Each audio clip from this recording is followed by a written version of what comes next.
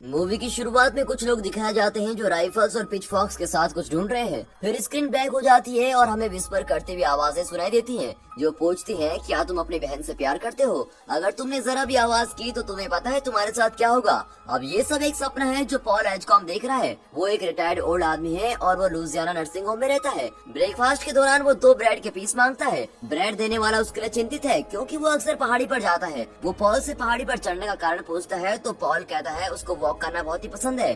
Paul अपनी bread लेकर जल्दी से पहाड़ी की तरफ चला जाता है। फिर वो एक वुडन घर के पास पहुंचता है और वहाँ उसकी खिड़की से अंदर झांकता है। दोपहर में पॉल और बाकी के बुजुर्ग क्लासिक म्यूजिकल टॉप हैट देखते हैं जिसमें फ्रेड एस्टायर एक गाना गाता है जिसका नाम है चीक टू चीक और ये देखकर पॉल भावुक हो जाता है। उसके साथ ही एल्ले उसके लिए चिंतित होती है और वो दोनों दूसरे कमरे में चले जाते हैं। पॉल उसको अपनी स्टोरी बताता है जिसके बारे में पिछले 60 साल से कोई भी बात नहीं हुई है। पॉल उसे समझाता है कि मूवी देखकर कैसे उसको 1935 में हुई घटनाएं याद आ गई हैं जब वो कोल्ड माउंटेन पेनिटेंटरी की डेथ रो में एक ऑफिसर था। उसको वहाँ ई ब्लॉक दिया गया था जिसका निकनेम था ग्रीन माइल क्योंकि उस फ्लोर का कलर फेडेड नींबू जैसा था। 1935 में कैदियों को कोल्ड माउंटेन पेनिटेंटरी में काम पर लगाया गया था। तभी वहाँ पर एक प्रिजनर ट्रक आता है जिसमें एक डेथ रो प्रिजनर था। फिर हम 44 साल के प्रोटैगनिस्ट यंग पॉल एजकॉम से मिलते हैं जो अपने यूरिनरी इन्फेक्शन की वजह से टॉयलेट करते समय दर्द में होता है। पॉल वहाँ पर एक सुपरवाइजर है। पॉल और उसके साथ ही मिलकर नए प्रिजनर के स्वागत की तैयारी करते हैं। प्रिजनर ट्रक से उतरता है और पर्सी के साथ वहाँ से चलता है। पर्सी एक बिल्कुल ही निर्दयी और घमंडी ऑफिसर है। वॉक करते हुए पर्सी चिल्लाता है डेड मैन वॉकिंग जिसको सुन के पॉल उदास हो जाता है। जैसे ही वो नया प्रिजनर ब्लॉक में आता है तो ऑफिसर्स और बाकी प्रिजनर्स जिनका नाम डेल और बिटरबक है उसे देखकर हैरान हो जाते हैं क्योंकि वो प्रिजनर दिखने में बहुत ही बड़ा विशाल है। पर जब पॉल उसके चेहरे की तरफ देखता है तो वो नोटिस करता है कि उसके एक्सप्रेशन बहुत ही मासूम है। पर्सी उसकी छाती में मारकर उसको सेल में डालने का ऑर्डर देता है। फिर पॉल पर्सी को वहाँ से निकल के बाकी ऑफिसर की मदद करने का ऑर्डर देता है। डेल पर्सी पे हंसता है जिस पे पर्सी डेल के हाथ पे मारता है और उसको गाली देता है और ये देखकर पॉल पर्सी को गुस्सा करता है और ब्लॉक से बाहर जाने का ऑर्डर देता है। फिर पॉल प्रिजनर की फाइल पढ़ता है और उसे पता चलता है कि उसका नाम जॉन कॉफी है। पॉल जॉन को कोवर्कर से मिलाता है जस्ट इन केस उसे कभी मदद चाहिए हो इसलिए। उसके जाने से पहले जॉन बहुत ही प्यार से पॉल से बोलता है कि उसके रूम के लाइट्स बंद मत करना क्योंकि उसको अंधेरे से बहुत डर लगता है। पॉल उसे बताता है कि वो हमेशा कॉरिडोर्स पर कुछ लाइट्स को सारी रात जलने देते हैं। फिर जॉन पॉल से हाथ मिलाता है। जैसे ही सेल का दरवाजा बंद होता है जॉन उदास दिखाई देता है और पॉल से बोलता है कि आई कांट हेल्प इट और उसे खोलने की कोशिश करता है पर देर हो चुकी है। ऑफिसर्स ऑफिस लौटते हैं और वो सोचते हैं कि इस बार उनके हाथ कोई मूर्ख आदमी लग गया है। तभी हैरी बोलता है कि मूर्ख हो या कोई और वो फ्राई होना डिजर्व करता है और पॉल को जॉन की फाइल देता है। फिर पॉल फाइल पढ़ने लग जाता है। फिर हमें सीन दिखाया जाता है जिसमें एक के बाद एक सीरीज में इवेंट्स होते हुए दिखाई देते हैं जिसमें जॉन को डेथ सेंटेंस मिलता है। लुजियाना के किसी गांव में एक परिवार बहुत ज्यादा भावुक है क्योंकि उनकी 2 बेटियां लापता हैं। उनका पिता, पड़ोसी और ऑफिसर्स उन लड़कियों को ढूंढते हैं। जब पिता को खून से लथपथ डॉल मिलती है तो अचानक से उन्हें एक आदमी की चिल्लाने की आवाज आती है। वो वहाँ जाते हैं तो उसे रोता हुआ पाते हैं और पता चलता है कि वो आदमी जॉन है और वो दोनों लड़कियां खून में कवर्ड है। वो लोग जॉन के पास जाते हैं और उन लड़कियों का पिता जॉन को बहुत मारता है। जॉन एक ऑफिसर को बताता है कि वो कुछ नहीं कर पाया और इससे पहले कि वो कुछ करता काफी देर हो चुकी थी। फिर एक ऑफिसर शॉटगन को जॉन की गर्दन पे रख के उसे बताता है कि वो मर्डर के जुर्म में अरेस्ट है। पॉल फाइल्स पढ़ना खत्म करने वाला होता है कि उसका बॉस जिसका नाम है मोरेस वो वहाँ आता है। वो पॉल को बताता है कि उसे 20 मिनट पहले स्टेट कैपिटल से एक गुस्से भरी कॉल आई थी और वो पॉल से पूछता है कि उसने पर्सी को ब्लॉक से बाहर भेजा था क्या। पॉल हाँ बोलता है। हल उसे बताता है कि पर्सी गवर्नर की बीवी का नेफ्यू है और पॉल उसे बताता है कि उस मतलबी और बेवकूफ पर्सी ने डेल के हाथ पर मारा था और वो ये भी बोलता है कि अगर पर्सी वहाँ रहा तो वो प्रिजनर को चोट पहुँचाएगा। हल पॉल को पेशेंस रखने को बोलता है ये जानते हुए कि शायद पर्सी जल्दी नौकरी छोड़ दे क्योंकि वो ब्रायरेज मेंटल हॉस्पिटल में अच्छी सैलरी वाली जॉब के लिए अप्लाई कर रहा है। पॉल सोचता है कि जब पर्सी के इतने अच्छे कनेक्शन है अच्छी जॉब पाने के तो वो अभी तक यहाँ क्या कर रहा है। वो सोचता है कि शायद पर्सी को किसी को एग्जीक्यूट करने का मौका चाहिए। फिर हल उसे पर्सी को एक मौका देने को बोलता है और बोलता है कि शायद एक बार सेटिस्फाई होने के बाद वो जॉब छोड़ दे और उस दौरान हल पॉल को पेशेंट रहने को बोलता है। पॉल घर जाके जो सब प्रिजन में हुआ वो अपनी बीवी को बताता है और साथ में अपने यूरिनरी ट्रैक्ट इन्फेक्शन के बारे में भी बताता है। वो अपनी बीवी को अच्छे से सेटिस्फाई नहीं कर पाता पर जैन उसकी हालत को एक्सेप्ट करके उसको कम्फर्ट करती है। अगला दिन जब पॉल और डीन मिलकर इलेक्ट्रिक चेयर साफ करते हैं तो उन्हें कॉरिडोर में ब्रूट की हंसने की आवाज आती है। ब्रूट उन्हें बुलाता है और एक चूहा दिखाता है जो एक आइसोलेशन सेल से निकलता है। वो चूहा बड़ा ही फ्रेंडली दिखाई देता है जिसे इंसानों से बिल्कुल भी डर नहीं लगता। फिर ब्रूट उस चूहे को एक बिस्किट का टुकड़ा खिला देता है और वो चूहा वापस आइसोलेशन सेल में चला जाता है। पॉल एक ऑफिसर को उस चूहे को पकड़ने को बोलता है क्योंकि उसे चिंता होती है कि वो चूहा दीवार में छेद न कर दे। वो कमरा वेयर हाउस में बदल चुका था, इसीलिए वो सब सामान बाहर निकालते हैं, पर बदकिस्मती से उन्हें चूहा कहीं नहीं मिलता। अगले दिन जब पर्सी बाल कॉम कर रहा होता है तो अचानक से वो चूहा उसके पीछे दिखाई देता है। वो उसको देख के बहुत ही इरिटेट होता है और उसको मारने की कोशिश करता है, लेकिन चूहा वहाँ से फटाफट आइसोलेशन सेल में छुप जाता है और पर्सी आइसोलेशन सेल का दरवाजा खोलता है और चूहे को ढूंढने की कोशिश में सब सामान बाहर निकाल देता है। और पॉल और ब्रूट आके देखते हैं कि पर्सी क्या कर रहा है। वो उसे कुछ नहीं कहते क्योंकि उन्हें पता है कुछ नहीं मिलेगा। जब पर्सी को चूहा नहीं मिलता तो पॉल उसे बोलता है कि यहाँ पे इतना शोर न मचाए क्योंकि उनका काम प्रिजनर्स के लिए पीस बनाना है। पर्सी उसकी बात से सहमत नहीं होता और उसको अपने बड़े बड़े लिंक से धमकाने की कोशिश करता है। अब ये सुनकर ब्रूट को गुस्सा आता है और वो पर्सी को किनारे में लेके जाके पकड़ता है, लेकिन पॉल उसको रोकता है और ब्रूट पर्सी को धमकाता है कि वो उसके कनेक्शन के बारे में जानते हैं, पर अगर उसने दोबारा किसी को धमकाने की कोशिश की तो वो उसको मार देंगे। अगले दिन पॉल और बाकी ऑफिसर बिटरबग की एग्जीक्यूशन के लिए रिहर्सल करवाते हैं। वो एक एसिमिलेशन प्रिजनर जिसका नाम टॉट है उसे रिहर्सल में भाग लेने को बोलते हैं। उस रात बिटरबग के बालों का ऊपर का हिस्सा शेव करवा दिया जाता है और वो अपने एग्जीक्यूशन के लिए बहुत ही नर्वस लगता है और अपनी जिंदगी के सबसे अच्छे टाइम की बातें करता है और उसे शांत करने की कोशिश करता है। फिर बिटरबग को इलेक्ट्रिक चेयर पे ले जाया जाता है और ब्रूट उसके सर पर एक वेट स्पंज रखता है ताकि इलेक्ट्रिसिटी सीधे उसके दिमाग में जाए और उसको मरने में कम टाइम लगे। अब 10 बज गए हैं। ब्रूट ऑफिसर को ऑर्डर देता है कि वो इलेक्ट्रिक लीवर को उठाए। उससे बिटरबग की बॉडी फ्राई होती है और वो अपने सब जुर्मों की सजा भुगतता है। दूसरी तरफ पर्सी उसे एक छोटे से कमरे से देखता है। जब एग्जीक्यूशन खत्म होती है तो पर्सी बिटरबग की बॉडी से बात करता है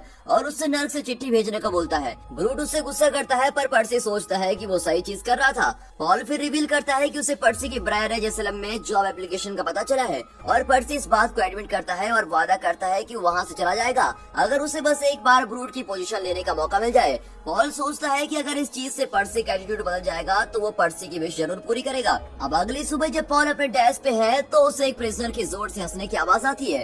पॉल जाके चेक करता है तो उसे कुछ अजीब सा लगता है तो वो दूसरे ऑफिसर को चेक करने को बोलता है। ऐसे पता चलता है कि डेल उस चूहे का दोस्त है। डेल इतना खुश है कि चूहा उसके सेल में आया है और उसने चूहे का नाम मिस्टर जिंगल्स रखा है और वो उसको सारी चीजें सिखाता है। पर्सी भी ये देखने आता है पर अब वो बच्चा बनने की कोशिश कर रहा है और वो चूहे के लिए सिगार का डब्बा ढूंढने का सोचता है। उस दोपहर हल पॉल को बुलाता है और बताता है कि एक नया प्रिजनर विलियम वहाँ आएगा। उसे प्रॉब्लम चाइल्ड नाम से अक्सर बुलाया जाता है और उसकी लेफ्ट आर्म पे बिली द किड टैटू भी है। उसे 3 लोगों के कत्ल करने के जुर्म में डेथ सेंटेंस मिली है जिसमें से एक प्रेग्नेंट महिला भी थी। हल बहुत ही उदास लगता है और जल्दी पॉल को बताता है कि उसकी बीवी के दिमाग में ट्यूमर है और डॉक्टर्स उसका ऑपरेशन नहीं कर सकते क्योंकि वो बहुत ही डीप है और हल अपनी बीवी को नहीं बता पा रहा है कि वो कुछ ही टाइम में मरने वाली है। अब रात में पॉल सुसु जाने के लिए उठता है पर इन्फेक्शन के कारण उसको बहुत ही दर्द होता है। वो उस दर्द को बर्दाश्त नहीं कर पा रहा था। फिर पॉल लकड़ियों की ढेर के पास सुसु करके दर्द में लगड़ाता है और अगली सुबह पॉल अपने बीवी को बोलता है कि उसकी इन्फेक्शन बिगड़ती जा रही है और इसीलिए वो डॉक्टर के पास जाएगा। फिर हम विलियम से मिलते हैं। उसने बहुत ही ड्रग्स ले रखी होती है। हैरी, डीन और पर्सी उसको लेने आते हैं। पर्सी उसे हेल रेजर बुला के उसकी इंसल्ट करता है और बोलता है कि उसको इलेक्ट्रिक चेयर पे फ्राई करा जाएगा। दूसरी तरफ पॉल ग्रीन माइल के कॉरिडोर में उनके आने का इंतजार कर रहा है। अब जॉन जो सुलाखों के पीछे है उसको सावधान रहने को बोलता है। जैसे ही वो आते हैं तो अचानक से विलियम पर्सी के मुंह में कोनी मारता है और अपने हैंडकफ की मदद से डीन का गला घोंटता है। पॉल भाग के डीन की मदद करने की कोशिश करता है पर विलियम उसके मेन पॉइंट पे मार देता है और पॉल उठ के अपनी गन उसकी तरफ पॉइंट करता है पर उसमें शूट करने की हिम्मत नहीं होती क्योंकि डीन विलियम के बहुत ही ज्यादा नजदीक खड़ा है और पॉल पर्सी को विलियम को शूट करने का ऑर्डर देता है पर वो वहाँ एक ट्रक खड़ा रहता है। खुशकिस्मती से वहाँ ब्रूट आके विलियम के सर में मार के उसको सुला देता है।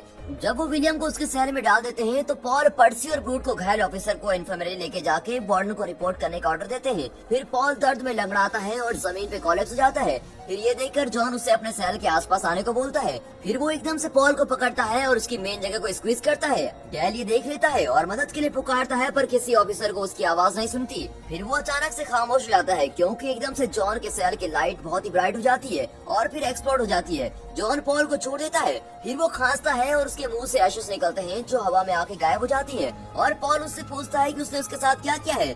जॉन बोलता है कि वो बस मदद करना चाहता था और अब वो थक गया है। पॉल बड़ा ही कंफ्यूज है और वो जानना चाहता है कि जॉन ने उसके साथ किया क्या है। फिर वो वॉशरूम में जाता है और वो बिल्कुल ही हैरान हो जाता है क्योंकि अचानक से उसका इन्फेक्शन बिल्कुल ही गायब हो गया और वो बिना दर्द के सुसु कर सकता है। फिर जब वो घर आता है तो बड़े ही मजे करता है। वो अपनी बीवी को बताता है कि वो डॉक्टर के पास नहीं गया और जॉन ने उसकी इन्फेक्शन ठीक कर दी है। फिर पॉल ब्रूट को कॉल करके इन्फॉर्म करता है कि वो छुट्टी लेना चाहता है। वो जॉन का एहसान उतारना चाहता है उसकी मदद करके। फिर वो जॉन के पुराने लॉयर जिसका नाम हैमर स्मिथ है उससे मिलता है। पॉल बीच में इंटरवेन करता है और बोलता है कि वो जॉन का रिट्रायल कर सकते हैं क्योंकि उसे लगता है कि जॉन खूनी नहीं है। हैमर स्मिथ पॉल की बात समझ आता है पर वो पॉल का दिमाग खोलने की कोशिश करता है एक बात बता के। एक बार जब उनके कुत्ते ने उसके बेटे की आंख पर बिना किसी रीजन के अटैक किया था, जब उन्हें लगता था कि उनका कुत्ता बहुत ही अच्छा है, पर फिर भी उसने अपने कुत्ते को गोली मार के मार दिया। फिर वो बोलता है कि वो डॉग सेम जॉन जैसा है। पॉल जॉन को अच्छा समझ सकता है और उन लड़कियों को अलग किए, पर वो मर्डर ही रहेंगी। अगले दिन शुक्र के तौर पर पॉल जॉन को उसकी बीवी के कॉर्न ब्रेड देता है। जॉन खुश होता है और वो डेल और मिस्टर जिंगल्स के साथ ब्रेड को शेयर करता है। फिर विलियम उम्मीद करता है कि जॉन उसके साथ भी ब्रेड को शेयर करेगा, पर जॉन बाकी खुद के पास रख लेता है। अब लंबी कहानी को शॉर्ट में बताऊं तो विलियम बहुत ही पागल हो रहा होता है। वो ऑफिसर्स के साथ बड़ा ही रूड बिहेव करता है, जैसे कि पॉल पे थूकना, हैरी पे सुसु करना और ब्रूटस के मुंह पर अपना खाना थूकना। और विलियम पर्सी को सलाखों के पीछे पकड़ के उसका गला घोटने की कोशिश करता है और उसके मेन पॉइंट को भी पकड़ लेता है और पर्सी रोता है। डेल पर्सी पे हंसता है जिससे पर्सी को और गुस्सा आता है और उसके लिए नाराजगी बढ़ जाती है। अब सजा के तौर पर विलियम को आइसोलेशन सेल में डाल दिया जाता है। अगले दिन डेल को उसके एग्जीक्यूशन का टाइम बताया जाता है। डेल ऑफिसर से उसके चूहे का ध्यान रखने को बोलता है। डेल को खुश करने के लिए पॉल और ब्रूटस बोलते हैं कि चूहे को सर्कस में ले जाया जाएगा। फिर जैसे मिस्टर जिंगल्स यानी कि चूहा बाहर निकलता है तो पर्सी उसके ऊपर पैर रख देता है। अब ये देखकर डेल बड़ा ही उदास होता है कि उसका साथी मर गया। तभी जॉन पॉल से मिस्टर जिंगल्स को उसके हाथ में रखने को बोलता है। जॉन अपने हाथों से फूंक मारता है और फिर उसके हाथ में ब्राइट होने लगते हैं। वो खांसता है और उसके मुंह से आशीष बाहर आती है और तभी देखते हैं कि मिस्टर जिंगल्स बिल्कुल ठीक हो गए हैं और वो डेल के पास लौटता है। ऑफिसर ये देख के बड़े ही सरप्राइज हो जाते हैं। फिर पॉल और ब्रूट पर्सी के पास आके उसे इलेक्ट्रिक चेयर में धमकाते हैं। पॉल उसे बोलता है कि वो उसे डेल की एग्जीक्यूशन करने देगा, पर उसे अगले दिन यहाँ से जाना होगा और पर्सी मान जाता है। अब एक बारिश की रात डेल की एग्जीक्यूशन का टाइम आता है। इससे पहले वो एग्जीक्यूटिंग रूम में जाते हैं। वो मिस्टर जिंगल्स को जॉन के पास छोड़ देते हैं और डेल उन्हें बताता है कि वे अच्छे लोग हैं और विश करता है कि वो उनसे कहीं और मिले। जब डेल इलेक्ट्रिक चेयर पे बैठता है तो पर्सी उसको गाली देता है और उसको चिढ़ाने के लिए बोलता है वो उसके चूहे को सर्कस में नहीं ले जाएगा क्योंकि ये सब एक फेरी टेल में होता है। अब इससे भी बुरा ये है कि पर्सी ने जानबूझ के स्पंज को पानी में नहीं डाला जो डेल के सर पर रखने वाले हैं। पॉल को इस बात का एहसास होता है जब उसे जमीन पर कोई पानी की बूंद नहीं दिखती। पॉल एग्जीक्यूशन को रोकना चाहता है पर पर्सी जल्दी से ऑर्डर दे देता है और डेल दर्द में तड़पने लगता है क्योंकि उसको एकदम से मौत तो होती नहीं। जॉन डेल की सफरिंग की एनर्जी महसूस करता है जब तक वो मिस्टर जिंगल्स को अपने हाथ में छोड़ नहीं देता और मिस्टर जिंगल्स आइसोलेशन सेल में भाग जाता है। अब गैस ये सब देखकर डर जाते हैं और उस जगह से भागने की कोशिश करते हैं। ब्रूट पॉल को पावर प्लांट बंद करने को बोलता है पर पॉल मना कर देता है क्योंकि ऐसा करने पे डेल और ज्यादा सफर करेगा। अब पर्सी डेल को जिंदा जलता देख अपना मुंह मोड़ लेता है पर पॉल उसको डेल को देखने के लिए फोर्स करता है क्योंकि ये उसी ने डेल के साथ किया है। एग्जीक्यूशन खत्म होने के बाद पर्सी बोलता है कि उसे पता नहीं था कि स्पंज गीला होना चाहिए और ब्रूट उसके फेस पे स्मैक मारता है। हल गुस्से में आता है और जो हुआ उसकी शिकायत करता है। पॉल बोलता है ये सब पर्सी ने किया और वो हल को पर्सी के ये सब होने के बाद ब्रायरेज जाने के वादे के बारे में बताता है। फिर पॉल अपने ब्लॉग में जाता है जहाँ जॉन उसको बताता है कि उसने डेल की सारी पेन महसूस की और उसके जरिए मिस्टर जिंगल्स ने भी महसूस की। अब अगले दिन पॉल और जैन हल के घर जाते हैं उसकी बीवी को देखने। हल पॉल को बताता है कि उसकी बीवी की हालत और खराब होती जा रही है और अब वो पहले जैसी नहीं है। वो बहुत ही स्वेयर करती है और शॉक में रहती है। बाद में उस रात पॉल जैन को बताता है कि वो चाहता है कि उसके को-वर्कर्स उसके घर में खाना खाने आए और वो हल की बीवी की मदद करने की प्लानिंग करता है। अब अगले दिन पॉल जॉन के मिस्टर जिंगल्स को ठीक करने पर सभी के ओपिनियन मांगता है। पॉल बहुत ही श्योर है कि जॉन एक बुरा आदमी नहीं है क्योंकि गॉड मिरेकल्स करने की ताकत बुरे लोगों में नहीं होती। पॉल ये भी बताता है कि उसकी इन्फेक्शन भी जॉन ने ठीक की है। फिर पॉल बोलता है कि वो जॉन को हल के घर ले जाएंगे हल की बीवी की बीमारी को ठीक करने के लिए। वो लोग इस बात से सहमत नहीं होते क्योंकि एक प्रिजन को प्रिजन से बाहर लाते वक्त पकड़े जाने की संभावना होती है, पर पॉल उन्हें मिशन करना पॉसिबल बताता है सारे रिस्क को मिनिमाइज करके और वो सब मान जाते हैं। उनके मिशन के बारे में विलियम और पर्सी को ना पता लगे इसीलिए पॉल विलियम को नींद की गोली दे देता है। फिर वो पर्सी को भी आइसोलेशन सेल में बंद कर देते हैं। फिर जॉन को उसके सेल से बाहर निकाला जाता है पर जैसे ही वो द ग्रीन माइल से जाने वाला होता है हाफ ड्रंक विलियम जॉन का हाथ पकड़ लेता है जिस कारण जॉन को विलियम द्वारा किए गए सारे जुर्म दिखाई देते हैं। अब ये देखकर पॉल जॉन से विलियम का हाथ हटाता है और जल्दी से जॉन को ग्रीन माइल से बाहर लेके जाता है। फिर जॉन को एक ट्रक में डाल के हल के घर ले जाया जाता है। जब वो वहाँ पहुँचते हैं तो पहले तो हल उन्हें मना कर देता है पर उसको मनाने के बाद जॉन को हल के घर में आने की परमिशन मिल जाती है। अब हल की बीवी को मरता देख जॉन जल्दी से उसको ठीक करने जाता है। वो हल की बीवी के मुंह में फूंक मारता है और हल का घर पूरा शेक करने लग जाता है। अब अचानक से हल की बीवी के मुंह में ग्लो होता है और जब ये सब खत्म होता है तो जॉन बहुत थक गया होता है और वो इस बार कफ करने की जगह चोक कर रहा होता है और उसके मुंह से आशीष बाहर नहीं आती। हल की बीवी जॉन को अपना नेकलेस देकर शुक्रिया अदा करती है। फिर वो जॉन को द ग्रीन माइल वापस लेके जाते हैं और पर्सी को आइसोलेशन सेल से बाहर निकाला जाता है। पर जब वो जॉन के सेल के बाहर आता है तो अचानक से जॉन सारी एशेज उसके मुंह में फेंक देता है पर्सी का विजन बिल्कुल ब्लैंक हो जाता है और वो विलियम के सेल में जाके उसको गन से मार देता है। अब ऑफिसर पर्सी को नीचे लेके जाते हैं और उसके मुंह से एशेस बाहर आती है। पॉल जो इस सब से हैरान है वो जॉन से पूछता है कि उसने ये सब क्यों किया, तो जॉन बताता है कि वो बस जो उन्होंने किया है उसकी सजा उन्हें देना चाहता था। जॉन फिर पॉल को उसका हाथ पकड़ के अपने केस की सच्चाई दिखाने को बोलता है। फिर पॉल विलियम को एक घर पेंट करते हुए देख एक परिवार उस पर भरोसा करता था और उसे उसके काम के पैसे मिलते थे, पर उसने उनकी बेटियों को कत्ल कर दिया। अब ऐसे पता चलता है कि उन लड़कियों का किलर जॉन नहीं विलियम था। पॉल जॉन से अपना हाथ दूर करता है क्योंकि वो और नहीं देख पाता।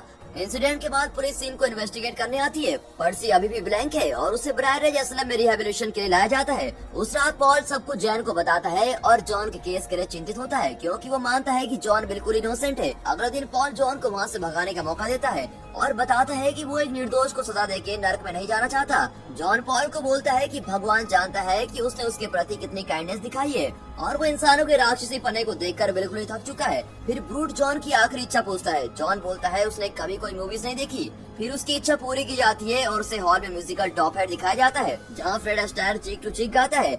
जब जॉन एग्जीक्यूट होता है तो फैमिलीज वहाँ पर उसे गुस्से से देखती हैं और उसको गालियाँ देती हैं। दूसरी तरफ ऑफिसर चुपचाप सर झुकाए खड़े रहते हैं क्योंकि वो तो जानते हैं कि सच क्या है। अब एग्जीक्यूशन से पहले जॉन बोलता है कि उसको ब्लाइंडफोल्ड न करें क्योंकि उसको अंधेरे से डर लगता है। अब ये देखकर डीन और पॉल रो रहे होते हैं और पॉल जॉन का हाथ पकड़ लेता है। गाइस, कभी आपने किसी को अंतिम विदाई दी है? कमेंट्स में जरूर बताना और आप उन्हें कितना मिस करते हो। फिर फाइनली एग्जीक्यूशन होती है और जॉन अच्छे के लिए ये दुनिया छोड़ देता है। वापस प्रेजेंट में आते हैं तो पॉल ये कहानी एल्ने को बताना कंटिन्यू करता है और बताता है कि ये उसकी आखिरी एग्जीक्यूशन थी। इसके बाद उससे और ब्रूट को बॉयज करेक्शनल फैसिलिटी में ट्रांसफर कर दिया था और बाकी ऑफिसर ने पॉल का काम द ग्रीन माइल में जारी रखा। फिर वो एल्ने को पहाड़ी पर उस वुडन हाउस में लेके जाता है जहाँ वो मिस्टर जिंगल से मिलवाता है जिसे जॉन के मेरिकल से लंबी जिंदगी मिली है।